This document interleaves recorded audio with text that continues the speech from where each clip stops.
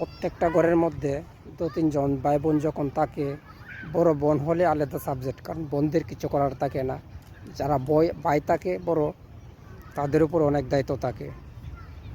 কারণ ছোটরা বড় হইতে হইতে বাপ মা বৃদ্ধ হয়ে যায়, তখন তাদের জন্য বাপ মা কিছুই করতে পারে না। যারা বড় তাদের জন্য বাপ মা অনেক কিছু করতে পারে। আর এই দায়িত্ব আসে তুমি যখন বড় তোমার উপরে। তুমি অন্ততপক্ষে এই শিক্ষাটা দাও, হয়তো ইসলামিক শিক্ষা দাও, নয়তো বাংলা শিক্ষা দাও, নয়তো যে কোনো একটা কর্মশিক্ষা দাও। তোমার কথা সবসময় মনে রাখবে। তুমি বড় হয়েছো ঠিকই, কিন্তু তোমার কোনো দায়িত্ব নাই, কোনো দায়িত্ব পালন করতে পারো নাই।